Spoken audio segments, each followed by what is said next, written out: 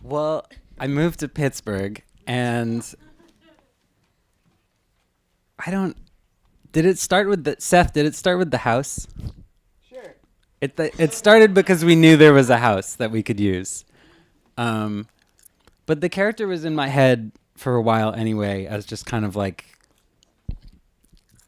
an asshole that I would like. And then we had the house, and I thought that Pittsburgh was very cinematic and has all of its hills, and I was very set on making a movie there, and those two things kind of came together, and like, what would this asshole do in Pittsburgh, and how would they fuck things up in Pittsburgh? I ended up in Pittsburgh. I was doing the same thing that everybody who worked on the movie was doing. We escaped, the East Coast art scene and moved to Pittsburgh. And I did the same thing, and I was doing regional theater in Pittsburgh. That's all I was doing. And then I saw this notice in the paper, and it was just the casting breakdown was so amazing that I was like, I have to play this part. One of the parts. I didn't know which one. I was just like, one of these parts, I've got to do it. I've got to do it. And so I just hunted you down and like kind of was like, this is crazy, because I would never have expected to find this in Pittsburgh. But then it just all kind of came together. She's quite the force. She's very different from me. So I think what I did for this particular part, which is not usually how I am, I usually like to show up on set and kind of just see what comes. I'm not really a huge preparation person, but with this I had to, because she was so physical and I'm such a wuss.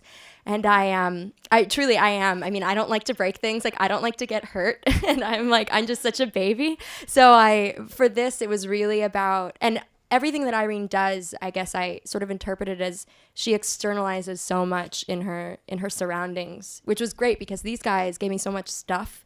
And I felt like everything that the art department did was always in service of the character, which like did my job. Everybody, costumes, set, everything was just so for Irene, and it was so helpful because it just did half of my job for me. And then when we got, into the space, it was really all about how does Irene deal with the things around her rather than her internal life, which is usually movie characters, it's all about the internal life. And I think that you see that in her, especially in the second half. But we walked around Pittsburgh and we're like, how would Irene treat this piece of space around her? What would Irene do here? How would Irene walk in the presence of this person versus in this person? And she's so external, I think, up till the end of the movie, kind of, because she has that front about her.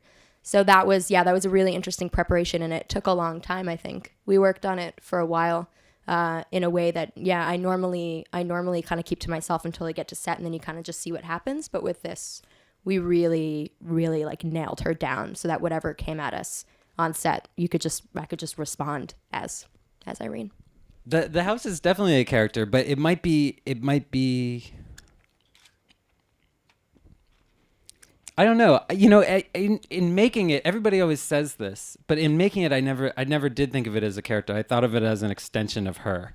And she arrives at this thing, and it it's a fucking mess. And at the end, it's a fucking mess, but it's a totally different kind of mess. And I guess I think that that's true of every era of my life or of other people's lives, that you kind of you just kind of turn something into one shitty thing and you get it into another shitty thing, and you're very proud that it moved, but you still have all these problems with it. And I think that's, I think of it that way as a huge, it's an illustration of what she's going through at any particular time.